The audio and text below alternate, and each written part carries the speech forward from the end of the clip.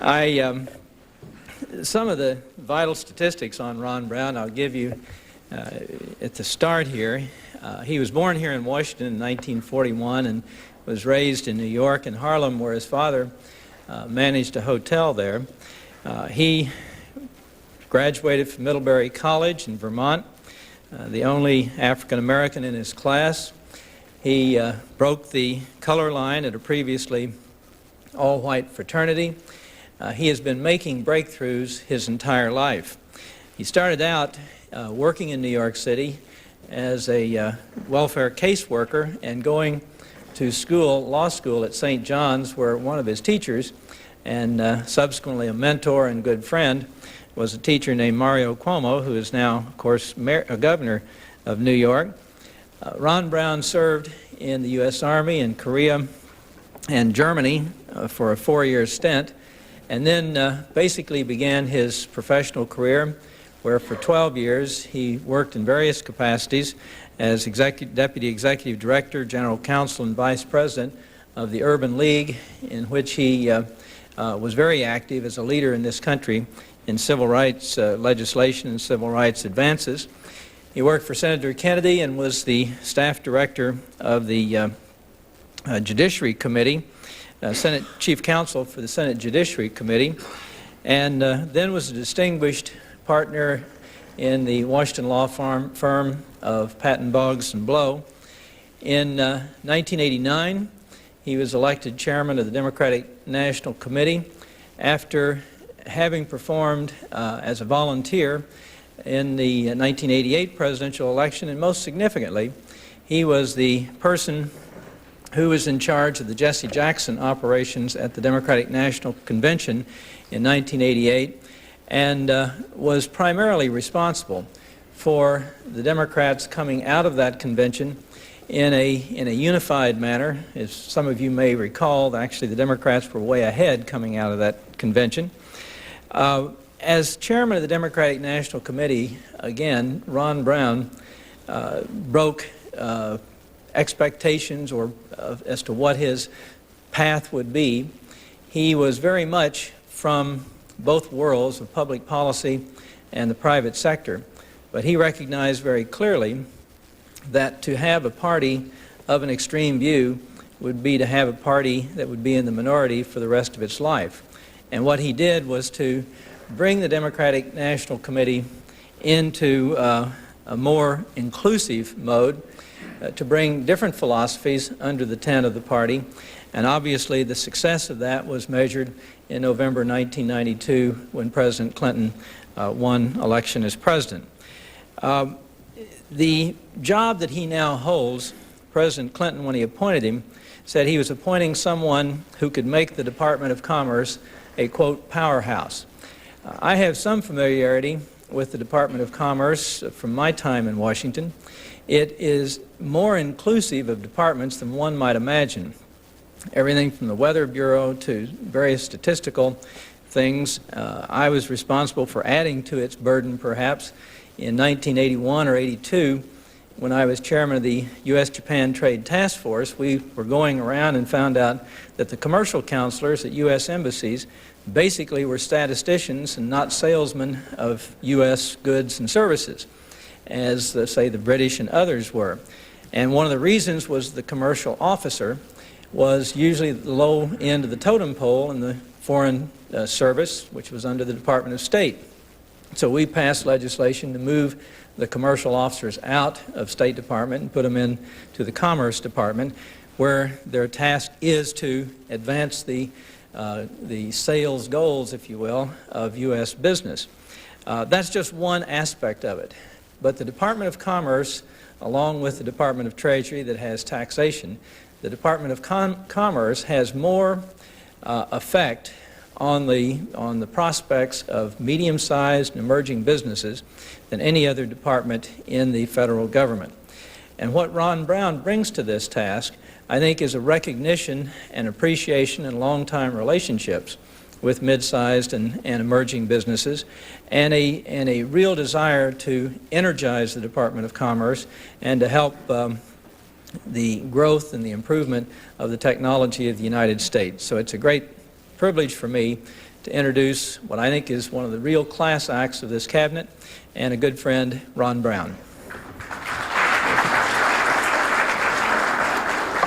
Thank you very much. I'm pleased to be with you, to have responded to my friend Jim Jones' invitation to come over this morning. I want to take this opportunity to congratulate him for his nomination to be ambassador to Mexico. We've worked closely together in the past, and clearly we'll be working very closely together in the months and years ahead. I think Jim almost said it. I'm going to say it for you. I have the best job in Washington. It is a job with the broadest reach and scope and range, about equally in the domestic and international arenas, dealing with issues of trade and technology and telecommunications and economic development. All of the cutting-edge issues, most importantly the issues that the President and Vice President care deeply about, that are going to have an impact on our competitiveness not only now and next year, but in the 21st century. It is a terribly exciting place to be, since the economy is obviously the focus, since, as Jim said, small and medium-sized companies are the principal, not the only, but the principal clients of the department. That's where the action appears to be. We've got an awful lot of work to do, some very big challenges ahead, but I think a real opportunity to have some significant impact. One of the things that we are determined to do is to use this opportunity of change and transition to redefine relationships in America. We think they're badly in need of redefinition. Certainly the definition of the relationship between the people and their government is in need of redefinition. There seems to be a growing gulf there, a lack of respect, a lack of confidence. And we've got to somehow find ways to rebuild and redefine that relationship. I think we've got to redefine the relationship between federal, state, county, and local government. Terribly important. We're often pulling in different directions, not working together, duplicating efforts, wasting money. Third, and probably most important, is the relationship between the public and private sector. I think we have to forge a new kind of partnership between government and the business community. And for the first time in my memory, when I talk to men and women in business and industry, they agree with that. I think we have come to the conclusion that it is time to end the stultifying debate about whether there ought to be some kind of, whatever you call it, whether you call it a national economic strategy or national industrial policy, which frightens so many people, and we spent years in these philosophical and ideological debates. I think most have concluded that it's time to end debate, that if we don't have some kind of national economic strategy in America, we are not going to be a first-rate, first-class economy for very long.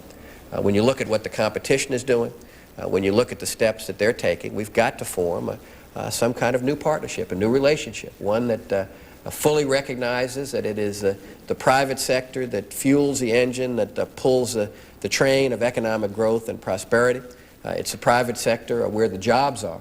There are times when government needs to just get out of the way. There are also times where government can be a better partner. And we're determined to find that kind of balance. We can only find that kind of balance from listening to you, reaching out to those of you in the private sector.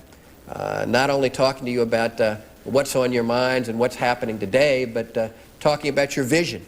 What is your vision for the future? And how can we shape and structure our role as to help us all get there? Believe it or not, that's a new approach. I think for too long in America we've had the public and private sector pulling in opposite directions, being adversaries rather than partners. We've got to change that. We've got to make government user-friendly, so to speak. We've got to look at it in a different way. So there is this opportunity for all kinds of redefinition. We all know, though, that the change and transition is difficult. It creates a lot of trauma. A lot of people don't like it. Although most people think, at least in economic terms, we're not on the right track and we need to change. When you talk about making specific changes, there's always a resistance. I think nobody would accept the fact in this room that this is a country that can live very long with a rate of growth in gross domestic product of less than 1% a year doesn't make a whole lot of sense. We've got to do better. I think there are ways for us to do better.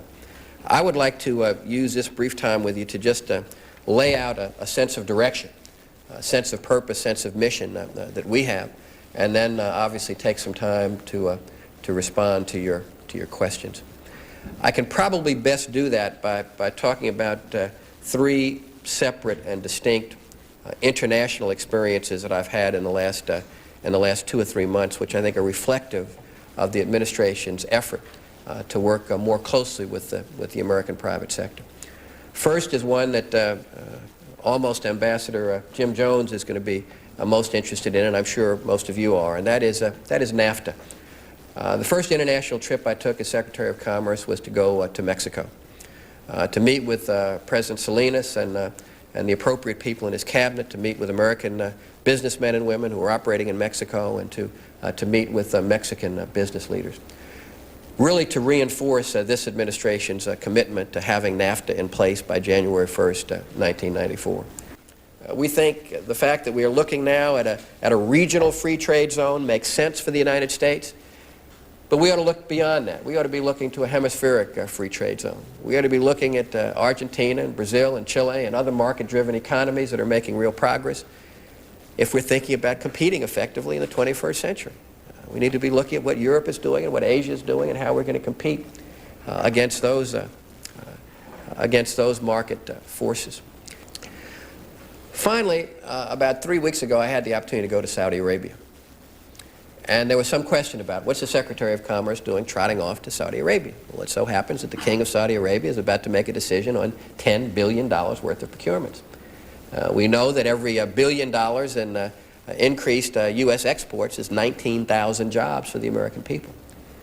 They're about to totally refurbish the royal family's fleet of airliners and the Saudi National Airline. They're about to buy a lot of new telecommunications equipment and a lot of border surveillance equipment, all adding up to about $10 billion in purchases. And my judgment was, and President Clinton's judgment is, that if President Mitterrand and Chancellor Kohl can get on an aircraft and fly to the far reaches of the world to promote and support French and German business and industry, we ought to do no less. We ought to make it clear that we are going to be there with American business and industry when they're competing in these foreign procurement activities. And we're going to do that, and we're going to be very aggressive about it. Now, you have to be careful when you talk to a king. You need to be even more respectful than usual. But I had no problem reminding the king of our role in Desert Storm and Desert Shield, and the kind of security relationship we have, and that the underpinning of that relationship ought to be a commercial relationship, and that we're going to be looking very closely at this decision-making process to make sure that when all things are weighed, that American companies are chosen. So it's another way in which this administration intends to be much more aggressive in the support of American business and industry, and that goes to one of the points that Jim Jones made about the U.S. Foreign and Commercial Service, and I'd like to thank you for that, Jim, because it does give us the power to really have some positive impact. And we want to be much more proactive. We've got offices in 70 countries now that are there for you. They're there for you who are involved in the export marketplace to help make sure that you're able to increase export opportunities. Finally, let me say something about the Department of Commerce and technology. Because I think technology is probably going to be the key to our future.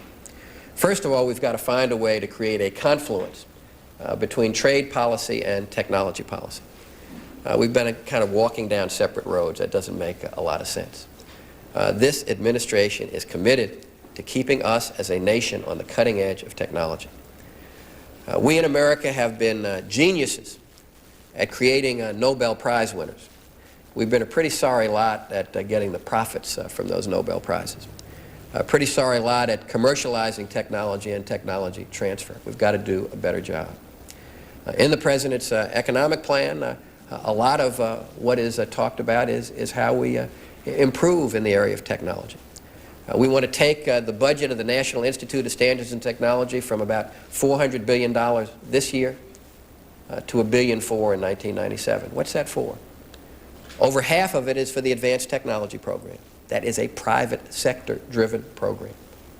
Peer review, no government bureaucrats making decisions, no picking winners and losers. It's government matching funds for new cutting-edge technologies. Terrific program. Most of the rest of it is for manufacturing technology centers. We want to have 100 manufacturing technology centers spread all over America by 1997. What's that for? That's for small and medium-sized companies. So you can get new technologies in the hands of those who haven't really had access to them before. So they can be more productive and more competitive, so they can get into the export marketplace as well. And we know that's also a key to our economic future is exports. When you look at our economic performance over the last several years, exports have been about the only bright spot, but we haven't scratched the surface yet. We've got to do a lot better. And it means getting small and medium-sized companies into it. And when you look at the employment implications, the fact is that as important as the Fortune 500 companies are to our economy, they're crucial. They employ 16% of the private sector, 11% of the private sector workforce in America. 60% of the private sector workforce are employees of companies of less than 500 people, small businesses in America. We think that's where the real growth potential in employment is, so we're going to focus on that, and that means getting a lot of those companies into exports. We've got an awful lot of work to do. A lot of work to do with the Congress, a lot of work to do with the American people, because we are in a difficult period of change and transition. This new relationship between government and the private sector is going to be the key. That's why we're reaching out in every way we can. I started with the auto industry, meeting with the CEOs of the big three auto companies. Terribly important to the American economy, talking about how can we be better partners.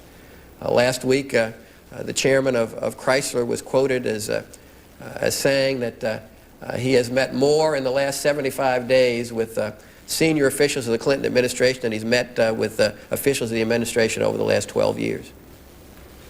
We've been reaching out, trying to communicate, trying to listen. We can't be strong and effective advocates for American business and industry unless we listen to you. We then went to the aerospace industry. Tonight I'm going back to France to the Paris Air Show as the President's personal representative. Why? To sell American aircraft. Industry's in trouble. So we're going to be meeting over there with everybody who is thinking about an aircraft decision, trying to push American business and industry. We started meetings with the telecommunications industries, a growing potential for our country. Where technologically we are still out front, we need to stay that way. We're going to go sector by sector, industry by industry, focusing on small and medium-sized businesses, trying to be better partners. I think it's going to be essential to the prospect for sustained economic growth in America. It's going to be essential to the prospect for creating high-wage, high-quality jobs for the American people. And I look forward to working with you in pursuit of that cause. Thank you very much.